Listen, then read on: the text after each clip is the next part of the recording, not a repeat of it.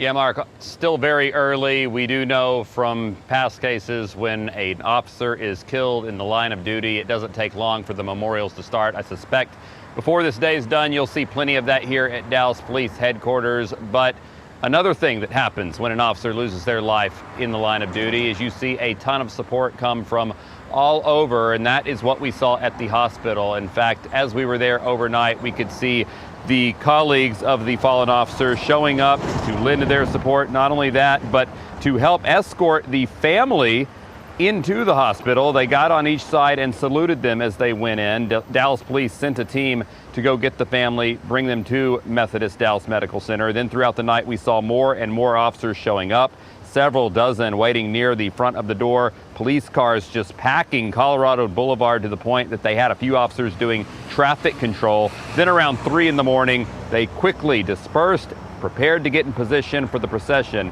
that took the fallen officer from the hospital to the medical examiner's office. While we were out there, it was Fort Worth police sending officers over, trying to keep us updated on what was happening. So Fort Worth lending their support to their law enforcement family here in Dallas.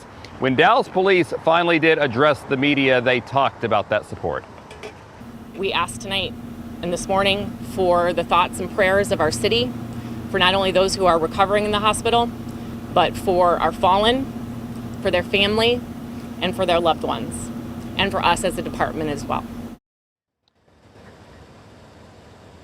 Yeah, we got some confirmed details from Dallas police. Others, including the identities of this fallen officer and the other officers who are still being hospitalized, have not been released yet. That is certainly information we hope to get by the end of the day or in the near future. Mark and Carol. Okay, Chris, we know you're working on it. And this morning we are working to piece together what happened that led to this tragic scene at the hospital. Yeah, I want to get you to Tiffany Liu now, who is live in Dallas, where police say this whole thing began late last night. And we know this is a developing story. Tiffany, what's the latest? Yeah, well, Mark, Kara, here on Ledbetter, this is where it all started. Right now, we're not seeing nearly as many officers as we were just a few hours ago, but I can tell you that this is still very much an active scene. This section of Ledbetter for several blocks is closed from Marsalis down to University Hills. We know this happened after 10 o'clock last night. Sources tell us an officer was responding to a call here, and those sources believe he was ambushed. Dallas Police Department confirmed this morning that officer was shot inside his car. 2 backup officers came and they were shot as well. Now this morning I listened to the radio traffic from after the shooting. You could hear officers were doing CPR on one of their own as they were waiting for the ambulance to arrive, and you can hear the panic in the voices of these first responders. They know every second and every minute counts after their 3 officers were shot. One that's down, they're doing CPR right now. The other 2 have been transported. I don't know what element took them, they're going to Baylor. Rack 7 is going to Methodist Central. We're still waiting on that ambulance. Where is it?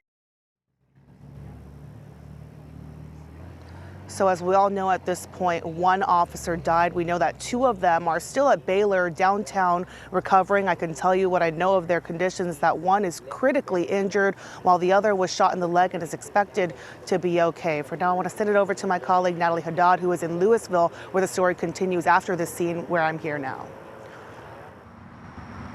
Thank you, Tiffany. We talked about how officers were trying to help their own as that was happening. You mentioned the CPR. Other Dallas police officers jumped in their patrol units to chase the suspect who tried to get away in his own car. He drove north into Lewisville. That brings us here along I-35E, North Stemmons Freeway. Still a very active scene behind me. In our frame right now, you can see a plethora of evidence markers. You can also see officers taking pictures of inside the suspect's vehicle. Also next to the suspect's vehicle is the weapon he used. You may be able to see that now if it's not too dark on your camera right now. Right now, Texas DPS, Dallas Police, and Lewisville Police are all here. Now, WFAA obtained a letter sent to the Lewisville Police Department from their chief. It says that just after the suspect shot the 3 Dallas police officers overnight, he began to flee, driving his car north. As we mentioned, Dallas police chased the suspect into Lewisville. The suspect reportedly pulled over here on North Stemmons Freeway, got out of his car with his weapon, and that is when Dallas police shot and killed him. Now, per that letter, Lewisville police were not involved in the shooting, but they are helping in the investigation. Now, the suspect's weapon is being described as a high-capacity capacity rifle. It is still on the road behind us, and where the suspect's body once was, it is now still lying there, and we see the suspect's car as well. Look at the scene elsewhere behind me, like we mentioned, lots of evidence markers, shell casings laying there. We also see many law enforcement police units, many of them empty. We see other officers off to the side, off frame, speaking to one another. We are working to gather more details from this scene, and we'll bring them to you as soon as we get it. For now, I'll send it back to you in studio, Mark and Kara. Yeah, a really complex situation. Thank you, Natalie. And our senior crime and justice reporter, Rebecca Lopez, joins us by phone this morning. Yeah, Rebecca, we know that you were up late last night making calls, talking to your police sources, and you have been working to find out some new information for us right now. What do you have? Well, what I know from sources is that an officer, a rookie officer who had just gotten off training, was sitting in his squad car near a YMCA. It's unclear at this moment why he was parked there, or if he was responding to some sort of call. But a suspect approached his squad car, shot him in the head. That officer was killed. He never even had a chance to call for help. The dispatcher heard a noise. It sounded like the officer was trying to say something.